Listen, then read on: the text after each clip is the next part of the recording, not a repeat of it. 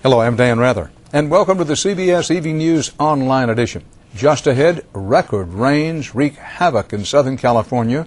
Big story, and it keeps on coming. We'll show you some of the damage. Also, tape recordings of George W. Bush before he was president have come out. What did he say about drugs, about Al Gore? What did he say is making news? We'll give you the inside story. And Eye on America shows you why wiring school classrooms for sound is having some surprising results. It's all starting now on the CBS Evening News Online Edition. This was no holiday at the beach for residents of Southern California. At least 3 people were killed and neighborhoods were evacuated as rain-saturated ground gave way. The latest onslaught of stormy weather dumped heavy rain, triggering a new round of mudslides and floods. The pounding by storms started in July, and CBS's Jerry Bowen reports tonight there's been little let up since. For the desert climate of Southern California, these are rains nearing biblical proportions, 7 inches in the past 3 days alone. The greater Los Angeles area is waterlogged, and the hills are coming down. East of L.A., 3 people were trapped in their condominium by a fast-moving 10-foot wall of mud. All were rescued, and 1 was airlifted to a hospital. The mud was fluid, and every time we were moving, some of the debris was coming in. To the south in Orange County, rain-loosened boulders crashed into 16-year-old Caitlin Otto's bedroom as she worked at her computer. Caitlin, an only child, was killed. Her parents had moved to this rural canyon to escape city life. They're very family country. They wanted to get out of the rat race, so they moved up here several years ago, and this is where they were, and they loved it here. North of Los Angeles, Sun Valley engineer Rory Shaw was assessing the danger posed by an enormous 30-foot deep sinkhole Sunday. This is a health and safety issue right now. Hours later, he died when the sinkhole buried him. It's hard to imagine that, just standing on this sidewalk over here, that much is open underground. At coastal Huntington Beach, the runoff made every home waterfront. In the hills of Glendale, 30 people evacuated 11 homes threatened by mudslides.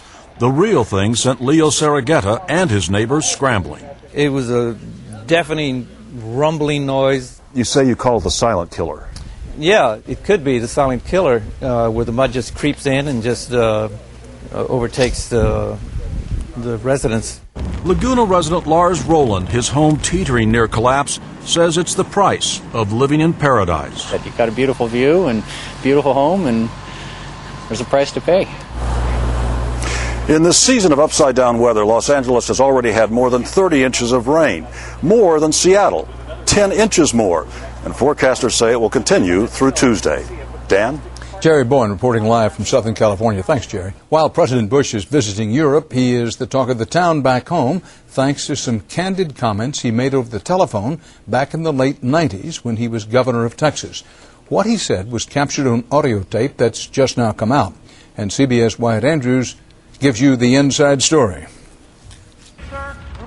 The tape recordings of then Governor Bush were made legally but without permission by Douglas Weed, a longtime friend who was once employed in the first Bush White House.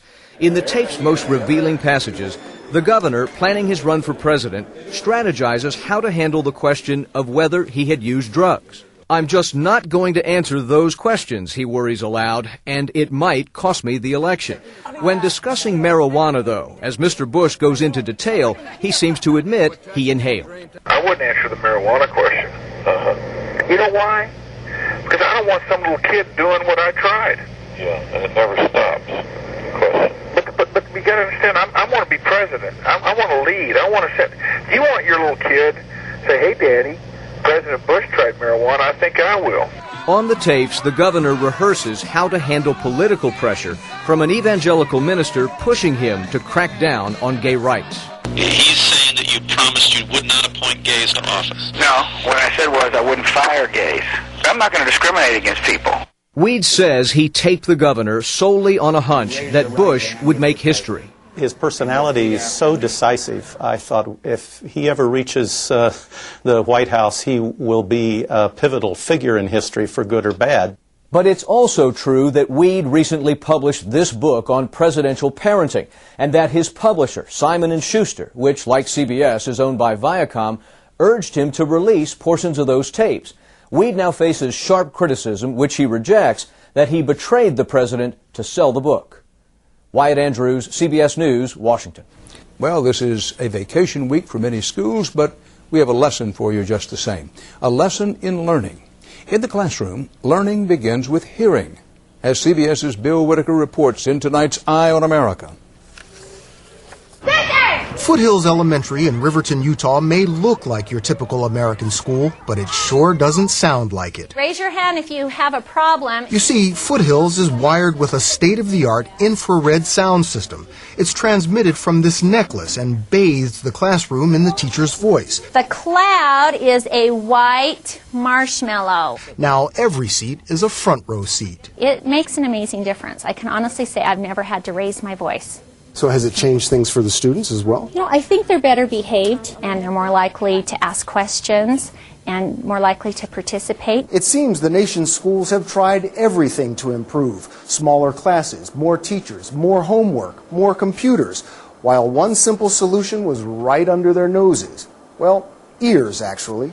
Even kids with normal hearing can miss as much as a third of what teachers say. And remember those troublemakers in the back row? Turns out they just may not have been hearing.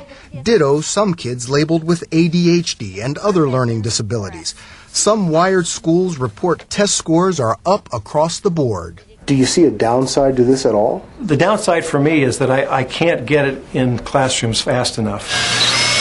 Superintendent Newbold says the cost of one computer can wire a classroom. He's outfitting every school in his Utah district. Good morning, class. Test, test, test. Ohio has mandated it for every school in the state. 1, 2, 3, eyes on me. So what's the big deal? Listen. Ms. Hebertson off. 1, amendment. 2, Bill of Rights. On. And your last 3 that you're going to define are human rights, jury, and patriotism. Do you remember the classrooms before the sound systems went in? It was really hard to hear, and I have to keep raising my hand and say, what did you say? It's the brainchild of Claudia Anderson. Johnny was told to write a invitation, and he heard vacation.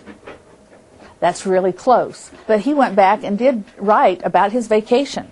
All of a sudden, he was scolded. It's less expensive to ship him that way. She started out trying to help her 2 almost totally deaf sons. She wired their cribs and strollers to pump in sound. She studied engineering, started this company, and ended up helping lots of children. Okay, we're going to take a test. It seems hearing is believing. Some fruits are smooth. In Riverton, Utah, I'm Bill Whitaker for Eye on America. More stories are simply a click away. But be sure to join me on television for the on-air edition of the CBS Evening News. On Tuesday's broadcast, you'll see firsthand why more and more skiers are getting caught and killed by avalanches and what one state is trying to do about it. For CBSNews.com, I'm Dan Rather.